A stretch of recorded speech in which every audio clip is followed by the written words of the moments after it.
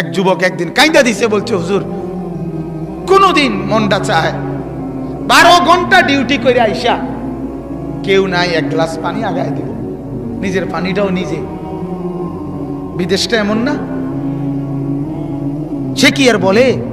বাড়িওয়ালাদেরকে তো বুঝতে দেয় না, মা কানবে, বউ অভাব চিন্তা করবে, এই জন্য বলে না, বলে না। এটাই তোর সন্তানের নিয়ম। কিন্তু নিজে সীমাহীন কষ্ট করে বিদেশের জন্য। আমার কষ্ট লাগছে দেখে। আমি হজ উমরায় গেছি যে সৌদি আরব, আগে কতবারই দেখছি, এরা নিয়ে যায় দাওয়াত দিয়ে দিয়ে তাকে রুমে, এই ছোট্ট গদ্দুর জায়গার মধ্যে কষ্ট করে থাকে।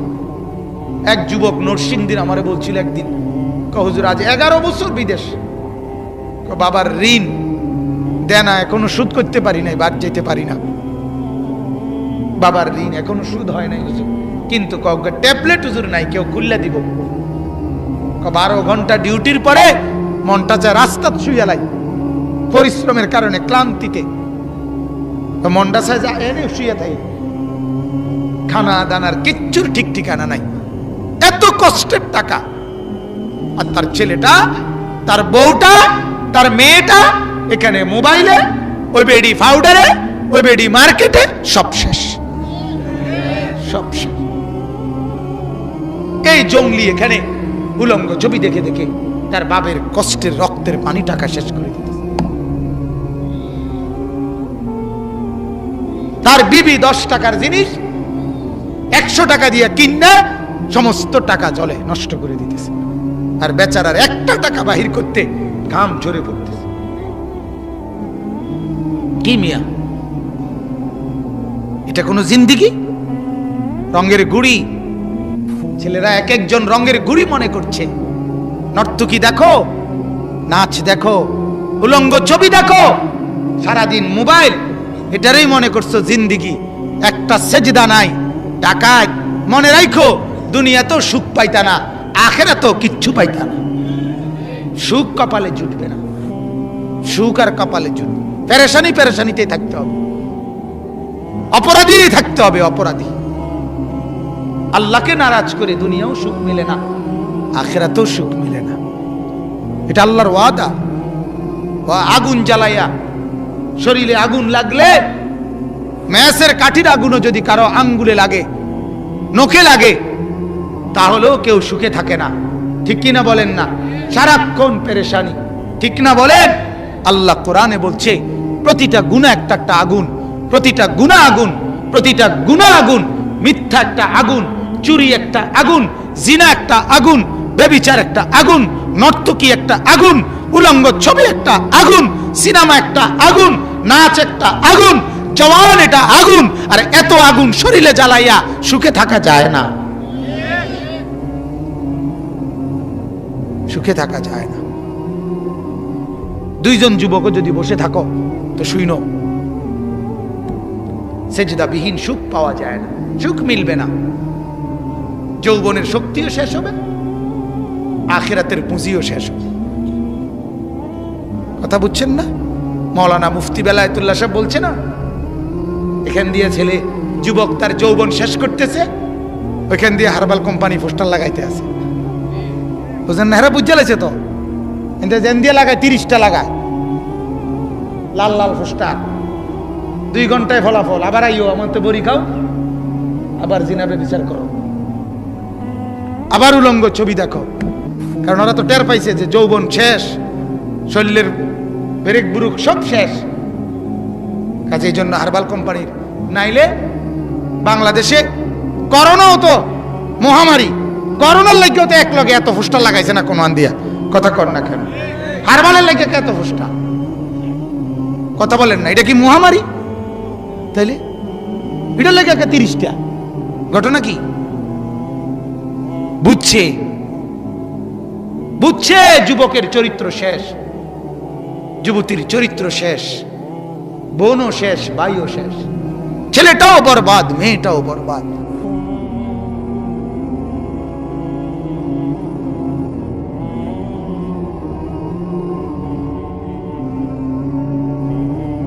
সারাদিন একটা সেজদা জোটে না, এক সপ্তাহে এক ওয়াক্ত নামাজ পড়ে না, এক মাসে এক ওয়াক্ত নামাজ পড়ে না, একটা বছর কোনোদিন ফজরের নামাজের সেজদা দিতে পারলো না। হায় হায়, তার হালাত কি আসলে, কি অবস্থা বলেন না, ভাবেন না কি জীবন, কেমনে রাত কাটায়, কেমনে দিন কাটায়, কিভাবে জিন্দেগি পার করে। আহারে আহ আহ, এই ঘুরতেছে ফিরতেছে, কার মেয়ের পিছনে ঘুরতেছে, কার মাইয়া দেখতেছে, উলঙ্গ ছবি দেখতেছে, নর্তকী দেখতেছে, কিতা দেখে, কি করে, লাভ কি লোকসান কি, কিচ্ছুর কোনো খবর নেই।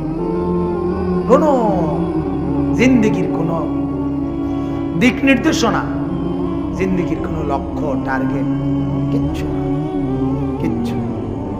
এমনিতেই চলছে ফিরছে, খাইতেছে ঘুমাইতেছে, এই হলো হালাত। লাখ লাখ যুবক যুবতীর, ছেলে মেয়ের জীবন, যাদের জীবনের কোনো গন্তব্য নেই। যে নৌকায় উঠছে সেটা কোথায় ভিড়বে জানে না, কোথায় ভিড়বে জানে না, জিন্দেগি কোথায় গিয়ে লাগবে। মন চাইলে বিদেশ গেলাম, মন না চাইলে দেশে কাম করলাম, হ্যাঁ একটা না একটা কিছু। আর কিটা বাপ মাই তো চিন্তা করবো, পাইলে বিদেশ দিব, নইলে বা গ্রামে কাম লইয়া দিব, নইলে বাজারে দোয়ান লইয়া দিব, হেতারাই তো একটা না একটা বুঝ করিয়া দিব। আমার আর কিটা, এটা তো আসলে একটা মানুষের জীবন হইতে পারে। মানুষ মানে তো তার একটা টার্গেট থাকবে, তার একটা জিন্দেগির গতি থাকবে। আমি তো হাইওয়ান না, আমি জানোয়ার না ভাইয়া, আমি তো পশু না। আমার জীবনের একটা লক্ষ্য উদ্দেশ্য আছে। একটা বাসে উঠার পরে যদি কন্ট্রাক্টর জিজ্ঞাসা করে, ভাই তুমি কোথায় নামবা, সে যদি বলে না আপনার মন মতো একখানে নামাই দিয়ে, কথা কয় না, পুরা বাসের প্যাসেঞ্জার তারে পাগল কইতো না, আরে এই ছাগল কীর্তি উঠাইলি, এটা কিতে রে কি একখানে নামাই দিত, এই পাগল কীর্তি গায়, বলবে কি না বলে?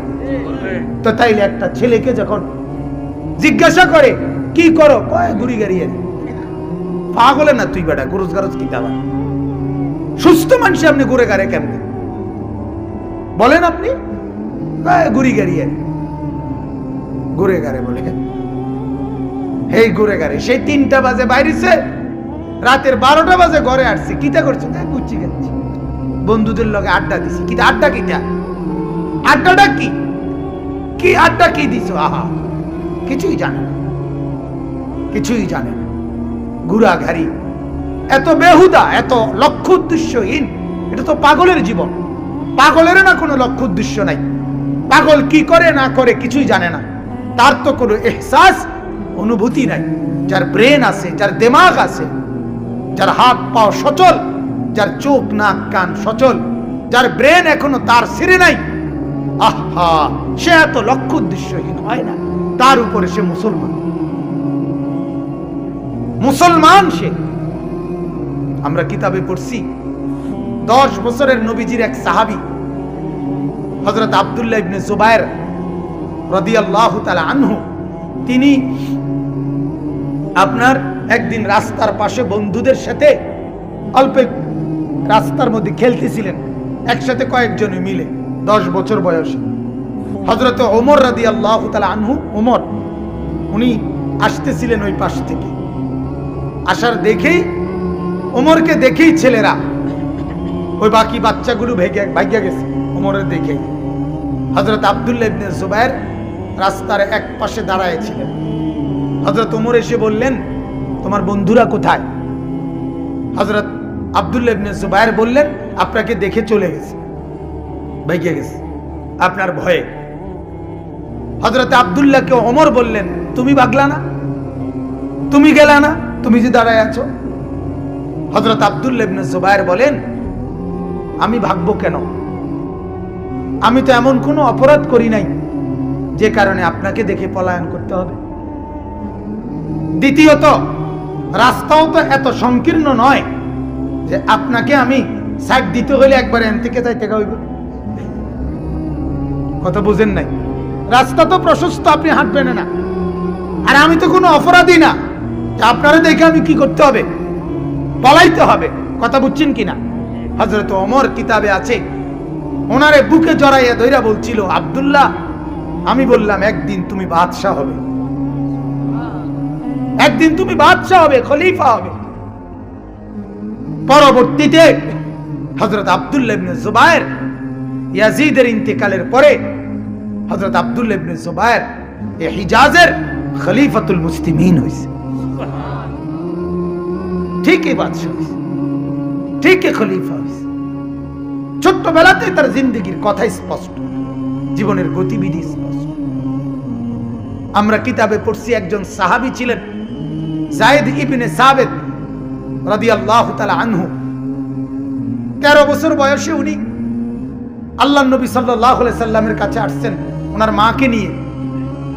ওনার মা বলছে, ইয়া রাসূলুল্লাহ, আমার এই সন্তান 13 বছরের, আপনার সাহাবী, সে যুদ্ধে যেতে চায়, আপনার সাথে যুদ্ধে অংশগ্রহণ করতে চায়। আল্লাহর নবী সাল্লাল্লাহু আলাইহি সাল্লাম বলেন, এত ছোট, যুদ্ধে নেওয়া যাবে না। বহু কান্নাকাটি করছে, ওনাকে অনুমতি দেয় নাই নবীজি।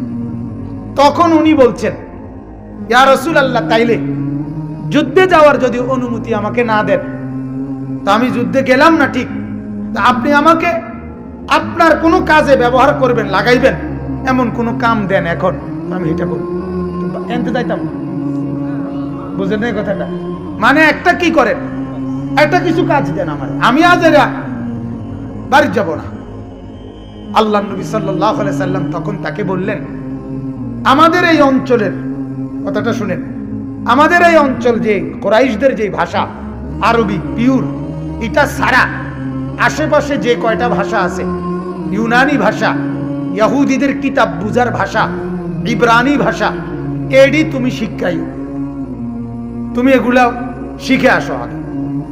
এই 13 বছর বয়সেই উনি পার্শ্ববর্তী অঞ্চল সফর করে অল্প সময়ের ব্যবধানে, বছর খানিক লাগে নাই, এর ভিতরে অন্য আরো 2-4টা ভাষা উনি শিখে পূর্ণ আত্মস্থ করে এরপরে আল্লাহ নবীর কাছে এসে বলছে, শিখাইছি, কীর্তন কর। আল্লাহ নবী সাল্লাল্লাহু আলাইহি সাল্লাম বললেন, এখন থেকে তুমি আমার উপরে যে কোরআন নাজিল হয়, জিবরিল নাজিল করে, সেই কোরআন নাজিল হওয়ার পরে প্রতিটি আয়াত, প্রতিটি সূরা সর্বপ্রথম যারা লিখে রাখে তাদের মধ্যে 1 নম্বরে তুমি হবা আমার প্রথম লেখক, তোমারে দিয়ে আমি লেখাবো। এই হলো তোমার প্রথম জিম্মাদারি। দ্বিতীয় জিম্মাদারি, আমার কাছে অন্যান্য অঞ্চল থেকে যত লোক আসবে প্রতিনিধি কথা বলার জন্য যে কোনো বিষয়ে, তারা যদি ভিন্ন ভাষাভাষী হয়, তাদের মাঝে তরজমান দোভাষীর দায়িত্ব তুমি আদায় করো। বেটার বয়স হইল 13 থেকে 14। আল্লাহ নবী সাল্লাল্লাহু আলাইহি সাল্লামের কাতেবে ওয়াহী যারা, কোরআন যারা লিখতেন, নবীজির যে কয়জন সাহাবী লিখতেন, তার মধ্যে 1 নম্বর ছিলেন এই উনি। যার ফলে হযরত আবু বকর সিদ্দিক রাদিয়াল্লাহু তাআলা আনহু যখন খলিফা হইছেন, তখন আবু বকর সিদ্দিকের আমলে তিনি এই যায়েদ ইবনে সাবিত, এই উনারে, এই ছোট মিয়ারে, ওনারে বলছিলেন আল্লাহ নবীর পুরা কোরআন, আল্লাহ নবী আরো অনেককে দিয়েও লেখাইতেন, তখন তো বেশি অংশ লেখাইছেন ওনাকে দিয়ে। আবু বকর সিদ্দিক রাদিয়াল্লাহু তাআলা ওনার আমলে বললেন, তুমি পুরা কোরআনটাকে একবারে শুরু থেকে শেষ পর্যন্ত তোমার হাতে রেডি করে একত্রে একসাথে কোরআনকে জমা করে পূর্ণ একটা কপি তুমি বানায় দাও, এটা তোমার দায়িত্ব। কারে কারে? এই যায়েদ ইবনে সাবিত, ওনার বয়স তখন 83, ঠিক না? তখন তাহলে এরপরে আবু বকর সিদ্দিক খলিফা হইতে হইতে 83 হয়ে গেছে। কত? 17-18 বছর হবে। কথা বোঝেন নাই? আমরা কিতাবে পড়ছি, উনি আবু বকর সিদ্দিক রাদিয়াল্লাহু তাআলা আনহুকে বলছিলেন, খলিফাতুল মুসলিমিন যদি এই পাহাড়টা, যে এই পাহাড়টা মানে একটা পাহাড়ের নাম বলছে আর কি, যে এই পাহাড়টা যদি আপনি বলেন কাইটা, এই পাশের পাহাড়টারে এই পাশে একটা স্তূপ দিতাম, ধূপ দিতাম, আমি এটা পারব, আমি এটা পারব। আপনি যদি বলেন তো আমি ওই পাহাড় কাইটা এই পাশে লইয়া পড়ব, এনাইনে ধূপ দিয়ে লাভ। একটা পাহাড় কাইটা ধূপ দেওয়ার মানে 200 মন মাড়ি আনুন নাকি তা ওনার হিম্মতটা দেখেন, যৌবনের হিম্মত দেখেন। আহা, আজ এক জগ ফানি দিত কইলে হেতের মায় তারে পারতাম না, আবার বলছে তো কইছি না পারতাম না। বারবার বিরক্ত করেন কেন? এরকম বেয়াদব আছে কিনা বলেন না? তার মা বলছে তোর বাবারে শুধু টিফিন গাড়ির বাড়িত কইরা বাদগুন শুধু দোকান বাইক পারে পাখর নগর বাজারে দোকানে দিয়া তোর মা ফের বাদগুন খেতে পারত না। তার ওই অসভ্য বন্ধু তারে ডাকছে, ওই জানোয়ারের সাথে তো সে ফুর্তি করতে চলে যাবে, তার বাপের বাদ দিতে গেলে তো এখানে 20টা মিনিট সময় লাগবে, জানোয়ারের হাতে তো এই সময় নেই। তার অসভ্যপনা, তার নোংরামি, তার অশ্লীলতা, তার গুনাহ তারে কমজোর বানায় দিয়েছে। এজন্য কিতাবে আছে হযরত আব্দুল্লাহ ইবনে আব্বাস রাদিয়াল্লাহু তাআলা আনহুমা বলছেন, গুনাহ মানুষকে 5টা ক্ষতি করে। কয়টা ক্ষতি? 5টা। গুনাহ মানুষের 5টি ক্ষতি করে। এক নাম্বার চেহারাটাকে কালো করে, সাওয়াদান ফিল ওয়াজহ, চেহারা কালো করে দেয়। 2 নাম্বার জুলমাতান ফিল কলব, অন্তরটাকে অন্ধকার বানায় দেয়। আপনি এজন্য দেখেন যত বেনামাজি, যত পাউডার ডলে, যত ফেয়ার এন্ড লাভলি ডলে, নামাজি নেককার মানুষ তার কোটি ভাগের 1 ভাগও ডলে না। এরপরেও যেই কোনো পৃথিবীর বিবেচনায়, যেই কোনো গবেষণায়, যেই কোনো মেশিন, একেবারে করোনা চেক করে যেই মেশিন, এটা দিয়েও যদি পরীক্ষা করে দেখা যাবে নামাজি লোকের চেহারা সুন্দর, বেনামাজির চেহারা নিকৃষ্ট। এটা একবারে চ্যালেঞ্জ করলাম, চ্যালেঞ্জ। পর্দানশীল নারীর সৌন্দর্য আর পৃথিবীর বিশ্ব সুন্দরী যে বুড়ি ব্যাটকাই হয়েছে, এ বুড়ির ব্যাটকা নিয়ে যা, কথা বলেন না, এ যা ব্যাটকাই রয়েছে। কিন্তু পর্দানশীল নারীর সৌন্দর্য কোটি গুণ বেশি, কোটি গুণ বেশি। সাওয়াদান ফিল ওয়াজহ, চেহারা কালো হয়ে যায় নাফরমানের, গুনাহ চেহারা কালো করে দেয়। জুলমাতান ফিল কলব, অন্তরটাকে অন্ধকার বানায় দেয়, অন্তরের মধ্যে কোনো আলো থাকে না, এজন্য কারো প্রতি দয়া মায়া থাকে না। আর যদি সবকিছুর মধ্যে স্বার্থ, সবকিছুর মধ্যে স্বার্থ, আমার লাভ কি, আমার লাভ কি, আমার লাভ কি, আমার লাভ কি, আঁশ দিতে হলেও আমার লাভ কি। আপনি যে আমারে বললেন রিসিপশনে বসে আঁশ দিয়ে থাকতাম, লাভ কি? কইয়া দিছে কোম্পানি, আঁশ দিয়ে থাকবা বেতন বাড়বো, যত ব্যাট খাইবা তত বেতন। কথা বুঝেন নাই? এই লাভ কি? তাহলে অন্তর অন্ধকার। 3 নাম্বার হলো ওয়াহানান ফিল বাদান, এইটা বলতেছিলাম। 3 নাম্বার হলো আব্দুল্লাহ ইবনে আব্বাস বলে প্রত্যেকটা গুনাহ মানুষের শরীর দুর্বল করে দেয়। কি করে দেয় বাপ? দুর্বল করে, দুর্বল করে। ইমানদারের শক্তি আর নাফরমানের শক্তি প্রতিটা গুনার কারণে দুর্বল হয়। এজন্য পৃথিবীর কোন এক জায়গায় একজন ইমানদার খাঁটি মুসলমানও যদি একটা আওয়াজ করে, একটা গর্জন করে, সব বেঈমান এক লগে কাঁপতে শুরু করে। এটার কারণ এটা, এটার কারণ এটা। ওই মেয়ে একজন মাত্র মেয়ে, সে একটা আল্লাহু আকবারের তাকবীর উঠাইছে, সারা পৃথিবী, সারা পৃথিবী কাঁপছে, সারা পৃথিবী, সারা পৃথিবী। কি আশ্চর্য! এজন্য সমস্ত নাফরমান পাপী শরীরে বল নাই, এজন্য ষড়যন্ত্র করে, এজন্য বুঝে কোনোবারে এ লাভ মারে ভাল মারে তো মুখোমুখি লাগে না। 1450 বছরের ভিতরে মুসলমানদের ইতিহাস এটাই। মুসলমানদের সাথে যত জায়গায় যত বেঈমান যুদ্ধ করছে, এই 1500 বছরে শেষ পর্যন্ত বিজয় মুসলমানদেরই হয়েছে। কোনখানে মুসলমান চূড়ান্ত ভাবে নিশ্চিহ্ন হয় নাই, কোথাও না, কোথাও না। বলেন আলহামদুলিল্লাহ। আমার কাছে 1500 বছরের ইতিহাস, তারিখে উম্মতে মুসলিমা কিতাব আছে। উম্মতে মুসলিমার 1500 বছরের ইতিহাস পাই করে আমরা পড়ছি আলহামদুলিল্লাহ। এজন্য প্রত্যেকটা পাপ, যেই নাফরমান তার শরীরে বল থাকে না, দুর্বল হয়ে যায়। আর 4 নাম্বার হলো দাইকান ফির রিজক, রিজিক সংকীর্ণ হয়ে যায়। 4 নাম্বার ক্ষতি কি? রিজিক সংকীর্ণ, অর্থাৎ খানা খাদ্যের সবকিছুর মধ্যে বিধি নিষেধ আইসা পড়ে। সব কিছুর মধ্যে লক্ষ কোটি কোটি টাকার মালিক, রাজপ্রাসাদ, বিল্ডিং, দালান, টেবিল ভরা খাবার দারোয়ানে খায়, কাজের মহিলা খায়, গাড়ির ড্রাইভার খায়, সারে শুধু ভেজিটেবল খায়। সারে কি খায়? ভেজিটেবল, মানে মূলা শাক, মানে লাল শাক। স্যার বাংলা কোন? বাংলা বাংলা, ভেজিটেবল মারিয়েন না, কথা বুঝেন নাই? ভেজিটেবল কইলে এটা একবারে বিরাট কিছু হইয়া গেছে না, ভেজিটেবল কইলে ওইটা গরুর গোস্তের তলে, ঠিকই না কথা বলেন? এটা মুরগির গোস্তের তলে, এটা ইংরেজি মারলে লাভ নাই। এটা ভেজিটেবল, এটা মূলা শাক, লাল শাক, পুঁই শাক। পুঁই শাকও খাইতে পারে না, পুঁই শাকে অ্যালার্জি। তাইলে বিধি নিষেধ, অর্থাৎ জীবনটা সংকীর্ণ হয়ে যায়, অস্থিরতা, পেরেশানি কাজ করে, শান্তি বলতে দিলের মধ্যে থাকে না, থাকে না। আপনার কোটি কোটি টাকার মালিক, কিন্তু খবর নিলে কানে কানে যদি জিঙ্গান এটি সব আমনেননি, কইব না কা ব্যাংকের, ব্যাংকের ব্যাংকের ব্যাংকের উনি যে আইস দেয় ব্যাংকের তে লোনে আসে, লোনের টাকায় আসে উনি।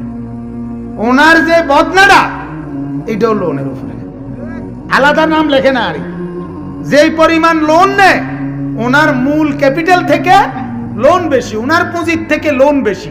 তাইলে বুঝাইতে গেলে ওনার সবকিছু কিসের উপরে? লোনের। 900 কোটি টাকা লোন আমার কাছে দোয়া চাইছে, 900 কোটি টাকা। ভদ্রলোক, ঢাকার শিল্পপতি, লোন দোয়া চাইছে আমার কাছে, দোয়া করতাম। আমি বলছি, আমি হাসতে হাসতে বলছি, না ভাইয়া, আমার পক্ষে 900 কোটি টাকার দোয়া করা সম্ভব না। এটা দোয়াও লাগবো হেরুম জাতের হুজুর দিয়া, আমার মতো এত দুর্বল হুজুর দিয়া 900 কোটি টাকার দোয়া, বাপরে বাপ। আমি 20-50 টাকার দোয়া করতাম পারি, বেশিতে বেশি, কিন্তু 900 কোটি টাকার দোয়া করতে আরো বড় হুজুর লাগবে। সেদিন একজনে কইছি, আর হুজুর দেওয়ানবাগি দিতে হইলে ভালো আছে, ওরে দিয়া করতে ভালো ছিল দোয়াটা, বেড়া লাসে গোসে বেশি আছে, বলেন নাউজুবিল্লাহ। তাইলে শান্তি নাই, দাইকান ফির রিজক, রিজিক কমে যায়, সংকীর্ণ হয়ে যায় জীবন জীবিকা। ওমান আরাদা আন যিকরি ফাইন্না লাহু মাঈশাতান দানকা, দনকা।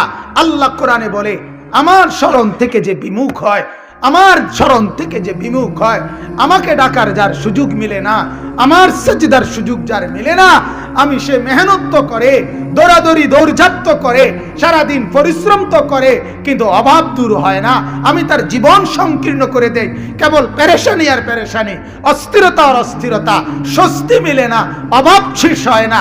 মূল কারণ নাফরমান, তোর সেজদা নাই। এজন্য আল্লাহর ওয়াদা, তুই যুদ্ধ করছিস আমার লগে, আর আমার লগে যুদ্ধ করে তুই শান্তি থাকবি কেমনে? ভাবলি ডাকাত, কেমনে থাকবি? হ্যাঁ, সুখ কেমনে মিলবে? পৃথিবীর নেককার একজন মাত্র মহিলাকে বিবাহ করে মৃত্যু পর্যন্ত সে তাকে দেখেই জীবন কাটায় ফেলে, তার সুখেই তার সুখ হয়ে যায়। আর তুই নাফরমান, হাজার লক্ষ বেড়ি দেখবার পরেও তোর সুখ শেষ হয় না। তুই কি সুখে আছো? তুই কম কথা বোঝেন নাই আপনি? তোর উপরে যে আল্লাহর লানত, এটাই তো বড় লানত। তুই কাউরে দেখে তোর তৃপ্ত হয় না, এজন্য তুই সারাক্ষণই বেড়ি দেখো, সারাক্ষণই বেড়ি দেখো। নেককার তার একজন বিবাহিত স্ত্রীকে দেখেই মৃত্যু পর্যন্ত সুখ পায়। এটা নিয়ামত, এটা নিয়ামত, এটা সুখ, এটাই আনন্দ, এটাই তৃপ্তি। ফাইন্না লাহু মাঈশাতান দানকা। আল্লাহ বলেন, আমার থেকে বিমুখ হবা, আমি তোমার জীবন সংকীর্ণ করে দেব। ওয়া নাহশুরুহু ইয়াওমাল কিয়ামাতি আ'মা। আর কিয়ামতের দিন আমি আল্লাহ তোমাকে অন্ধ করে তুলব, অন্ধ অন্ধ। قال رب لما حشرتني أعمى وقد كنت بصيرا। নাফরমান তখন আল্লাহকে বলবে, আল্লাহ আমি তো দুনিয়ায় চক্ষুওয়ালা ছিলাম, আমি তো দুনিয়া দেখতাম, আমার যে দূর পুরা মনে আছে মাওলা, আমি তো দুনিয়া পুরাই দেখতাম। আজ হাসরের মাঠে আমাকে কেমনে এটা দাঁড় করাইলেন? আমি যে মাওলা কিছুই দেখতে পাচ্ছি না, আমাকে কেন অন্ধ বানিয়ে দিলেন? দুনিয়ার ৬০ বছরে তো আমি অন্ধ ছিলাম না। আল্লাহ বলেন, না নাফরমান, তুই মূলত অন্ধই ছিলি। তুই যা দেখতি সেটা তো আমাকে দেখো নাই, আমার কোরআন দেখো নাই, আমার মসজিদ দেখো নাই, আমার দ্বীনকে দেখো নাই। তুই তো মূলত নাফরমানি দেখতি, আসলে তুই অন্ধই ছিলি। যে চোখ আমি মাওলাকে দেখে না, এই চোখ মূলত অন্ধই হয়। যেই কান আমি মাওলাকে শুনে না, ওই কান মূলত বধিরই হয়, বয়রাই হয়। যেই দিমাগ আমি আল্লাহকে ভাবে না, ওই দিমাগ মূলত মাতালি হয়, ওই দিমাগে কিছু নাই। যেই দিমাগে আল্লাহ নাই, ওই জবান মূলত নাই।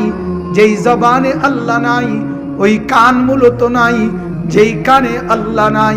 এজন্য আল্লাহ বলেন যে, ও আমার বান্দা, দুনিয়ায় আমি মাওলার অগণিত নিয়ামত, আমার আয়াত, আমার কোটি কোটি নিদর্শন চতুর্দিকে তোর সামনে মেলে ধরেছিলাম, কিন্তু তুই সবগুলো ভুলে গেছিলি। আজকে আমি মাওলাও তোকে ভুলে গেলাম। কাযালিকা আতাতকা আয়াতুনা ফানাসিতাহা। দুনিয়ার ৬০ বছরে, ৩০ বছরে আমি মাওলার অগণিত নিদর্শন তোর কাছে এসেছিল, তুই ভুলে গেছিলি। তোর সব মনে আছে, শুধু সেজদার কথা মনে নাই। তোর মোবাইলের মিস কল তোর কানে বাজছে, কিন্তু এত বড় মসজিদের মাইকের আজান তোর কানে বাজে নাই। কিরে বাবা? আল্লাহ বলেন, তুই আমাকে ভুলে গেছিলি। ফাকাযালিকাল ইয়াউমা তুনসা। আজ আমি মাওলাও তোকে ভুলে গেলাম।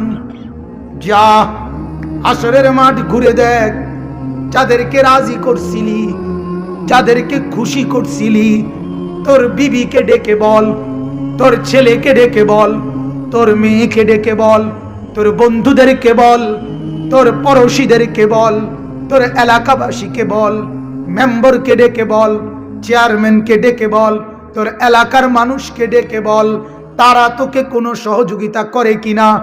আল্লাহ বলেন, ফাইদা নুফিখা ফিস-সূর ফালা আনসাবা বাইনাহুম ইয়াউমাইদিন।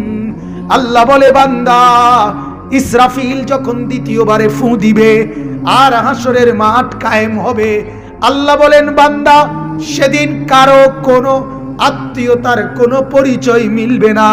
মা তার সন্তানকে চিনবে না, সন্তান তার মাকে চিনবে না, ছেলে তার মেয়েকে চিনবে না, পুরুষ নারীকে চিনবে না, ভাই বোনকে চিনবে না, কেউ কাউকে চিনবে না।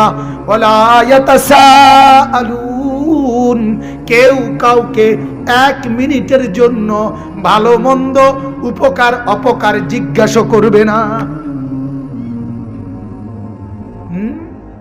কালকে রাতেও আমি রাত ২টা বাজে আমার গাড়ি এক জায়গায় একটু থামাইছি, ব্রেক করছে, পিছনের গাড়িওয়ালা থাইমা গেছে, জানালা দিয়ে জিজ্ঞাসা করছে, ভাই কোনো জরুরত, মানে কোনো প্রয়োজন? এ তো দুনিয়া। রাতের ২টা বাজেও মিলে গেছে একজন যে জিজ্ঞাসা করছে, ভাই কোনো সমস্যা? তো রব্বুল আলামিন বলেন, হাসরের মাঠে কেউ জিজ্ঞেস করবে না। ওয়ালা ইয়াতাসাআলুন। কেউ জিজ্ঞেস করবে না, কেউ আত্মীয়তার পরিচয় দিবে না। ফামা লাহু মিন কুওয়াতিন ওয়ালা নাসির। আল্লাহ বলে, হাসরের ময়দানে তুমি যে এক জায়গা থেকে আরেক জায়গায় গিয়ে নিজের পানিটুকু আনবা, নিজের একটা জরুরত পূরণ করবা, আল্লাহ বলে, বান্দা, এই শক্তিটুকুও পাবা না। ওয়ালা নাসির। আবার কাউকে যে বলবা, ভাই ১ গ্লাস পানি দেন, ওই রকম একজন সহায়তাকারীও পাবা না। না তোমার শরীরে শক্তি থাকবে, না তোমার জন্য কোনো সহযোগিতাকারী মিলবে। এজন্য বন্ধু ভাবো, ওরা ভাবুক দোকান নিয়ে, আমরা ভাবি আখিরাত নিয়ে। কি বলেন? ভাবো, আমিও ভাবি, আপনারাও ভাবেন, আমিও ফিকির করি, আপনারাও ফিকির করেন। ফান্তাযিরু ইন্নী মাআকুম মিনাল মুনতাযিরিন। আপনারাও অপেক্ষা করেন, আমরাও অপেক্ষা করছি, আমরাও অপেক্ষা করছি, আমরাও ভাবতেছি। আল্লাহ আমাদেরকে বুঝার তৌফিক দান করুন। তাহলে এক নাম্বার কথা হলো, চারটা হইল। এক নাম্বার চেহারা কালো হয়, মনে আসেনি? 2 নাম্বার দিল অন্ধকার হয়, 3 নাম্বার শরীরে শক্তি কমে যায়, 4 নাম্বার রিজিক সংকীর্ণ হয়ে যায়, 5 নাম্বার বুগদাতান ফি কুলুবিল খালক, মানুষের অন্তরে ঘৃণা তৈরি হয়। একটা লোক, একটা ছেলে বলুক, যে ছেলেটা নামাজ পড়ে না, বেহায়ার মতো যে ছেলেটা টোটো টোটো করে ঘুরে, তারে সমাজের কেউ 2 পয়সার সম্মান করে, হে আই আমারে কোক, আমি কিন্তু সাম তোরে কেডা সম্মান করে তো আমারে জানা। তুই বল, খারাইয়া মুতে যেগুলো, তারে কে সমাজে ইজ্জত করে, তুই আমার একটা বার দেখা। তোর সমান না, তোমার সমান আরেক দুষ্ট, হেইতে তোমার এক হ্যালো কয়, হেইতে তো মুতিন নেই। কথা বোঝেন না কেন? তো এক মুতিন না আরেক মুতিন না, এটা তার ইজ্জত কি? তা এক ছাগল আরেক ছাগলের মিস কল দিলে এটার মধ্যে লাভ কি? কথা বোঝেন নাই আপনি? তোমার মতো আরেক বখাটে, তোমার মতো আরেক দুষ্ট, সে তোমারে ডাক দিলে কি লাভ হইল? তোমারে কোনো নেক আল্লাহর বান্দারা ডাকে কিনা, তোমারে কেউ ভালো মানুষরা সম্মান করে কিনা, এটা না দেখার বিষয়, এটা না দেখার বিষয়। এই জন্য আমি প্রায় বলি, যে লোক মন্দ, পুরুষ হোক নারী হোক, ছোট হোক বড় হোক, তার জীবনের সবচেয়ে বড় অভিশাপ হইল তারে তার মন্দ সঙ্গীরাও তারে অসতী বলে। এটা একটা মূল নীতি আমার, প্রায় বলি আমি, মনে রাখি। কোন ছেলে অসিব্য মনে করেন, দুশ্চরিত্র, বখাটে, মদখোর, গাঁজাখোর, ফেন্সিখোর, বাবাখোর, ডাইলখোর, হ্যাঁ নেশাখোর, মাতাল, ওই ছেলেটার ব্যাপারে আরেকটা নেশাখোর রে জিজ্ঞাসেন, আরেকজন মদখোর রে জিজ্ঞাসা করেন, যে তারে চিনে জানে, তারে জিজ্ঞাসেন তোমার দৃষ্টিতে হইতে কেমন, কইব 1 নম্বর অসৎ। ঠিক কিনা বলেন? একারে কাটটা গাঁজাখোর, কাটটা নেশাখোর। আরে কি তারে কস, তুই তো কম পক্ষে ভালা কন দরকার, তোর লাইনের লোক। কথা বলেন না কেন? তুই তো কবা, তুমি তো বলা দরকার কম পক্ষে। না, উনি হলেন জুনায়েদ বাগদাদির স্বাস্থ্য ভাই।